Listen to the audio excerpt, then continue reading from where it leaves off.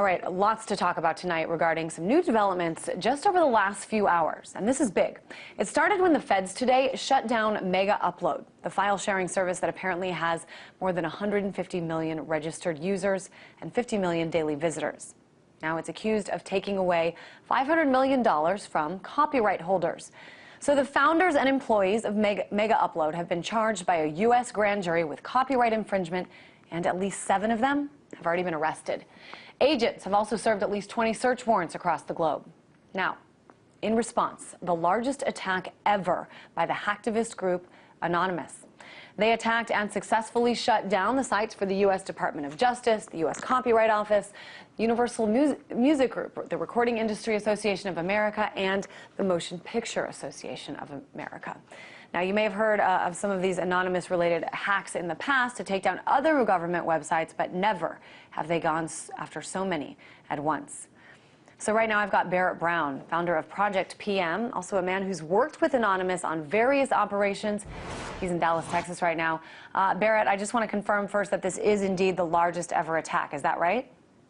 It seems to be an attack of that nature. There were a number of targets, high-profile targets that were taken down in some instances for quite a while.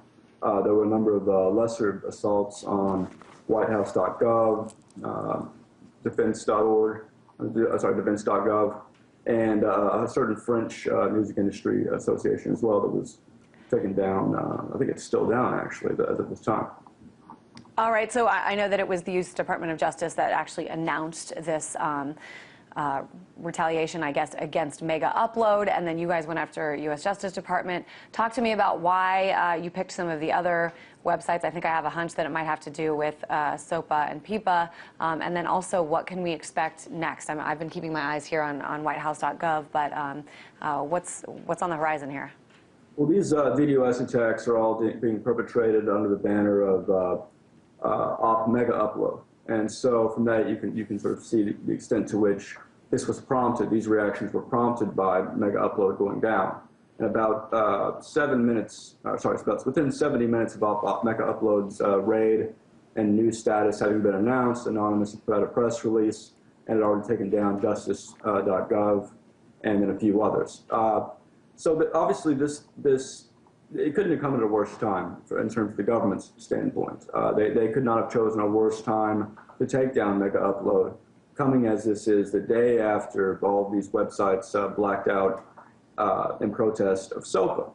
And this, obviously, the Megaupload issue definitely falls into that on the other issues. So now, in addition to everything that was planned in terms of attacks and chaos for today, several effective operations, were done on the banner of Operation Megaupload.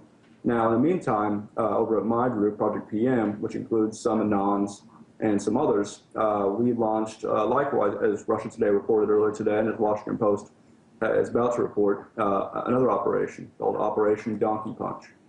This is predicated on the idea that here we've had a number of congressmen switch their votes in a period of 24 hours based on the blackout, participated in by Reddit and others, while also these Democratic congressmen who are still planning to vote yes on SOPA and support it. And the reasoning from their standpoint is that they're not going to get any retaliation. There's so many of them, it'll go under the radar. They'll be able to support SOPA, keep getting their money from their donors in that industry, and move on with their lives. We seek to change that. Now, I should fill our viewers in. First of all, that's a very interesting name for your operation. I won't say it again. But just for our viewers, I want to fill them in just in case they have been sleeping this week. SOPA and PIPA, the Stop Online Piracy Act proposed in the House and the Protect IP Act proposed in the Senate. As you mentioned, a major change in many lawmakers who were once for it, now coming out against it, especially after some of these blackouts yesterday by the websites, including Wikipedia. Google had a symbolic blackout.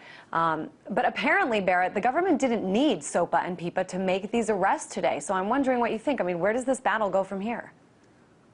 Well, I think what it illustrates is that even without SOPA having been passed yet, the federal government always had tremendous powers to do some of the things that they want to do. So even without, this is what can occur without SOPA being passed. Imagine what will occur after SOPA is passed, and PIPA and other things of that nature. I mean, they're not giving up on this. This is a war they plan on fighting, to the end, and so do we. So we can expect a great deal of havoc of the sort we see today. We're going to see it. We're going to see it in a stepped-up fashion. We're going to see more people learning how to use the LOIC tool that's used in taking down websites. That's what I was going to say, Barrett. I mean, what does it mean when you say this will not end until you succeed? I mean, obviously you succeeded momentarily, or Anonymous succeeded momentarily in shutting down some of these websites, but they're back up right now. What are you hoping to achieve? Well, this is a long effort. A victory will look like this. There will not be any more bills floating around the Senate with the intent of doing these things.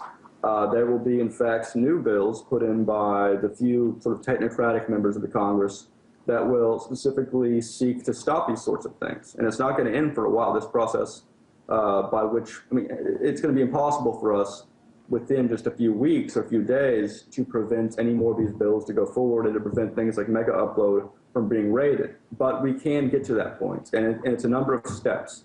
And the first step is showing people that are lobbyists, that are congressmen, et cetera, that it's not going to be practical to be on their side, because in the long term, this is the winning side, ours. Now, I want to ask you, I mean, I know you haven't said whether or not you've participated in today's attacks.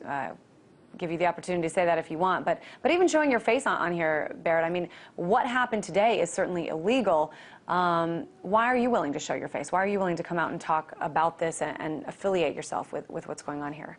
Well, my name's been openly used since my Project PM days early on, before I got involved in Anonymous, and I've remained, I don't, if I don't care about the rules of America, you can imagine how much I care about the rules of Anonymous, So I go with my face. Also, I'm more useful as a name fag than I am just as another person with his name hidden. Have you been approached by the government at all?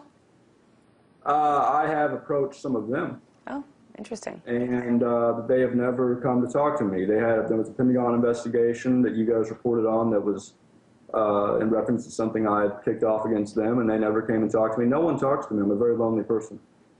Interesting. So I guess just finally, Barrett, what should we be watching for here? What should we expect to happen next from the angle of Anonymous? What are they going to do next? I see whitehouse.gov is still up. Do you think that is going to be successfully taken down tonight? If Anonymous is smart at this point, they'll see what's worked in the past few days, because it wasn't just Reddit and all them going down that prompted so many of these this massive switch in people who are supporting SOPA in the Senate and the House. It was also, just another minor grassroots techniques. And as we go forward, we're going to keep finding out which of these techniques has the most bang for your buck value. And so as we refine our methodology, and as we split into small groups that can work together better and more efficiently, there's going to be so many things going on that it's going to be impossible to assess. All right. We do hope you keep us posted on what's going on. RT.com is certainly reporting on the very latest in all of this. It was big news today. Once again, the biggest hacking attempt takedown by Anonymous in its history. Founder of Project PM, Barrett Brown. Thanks so much.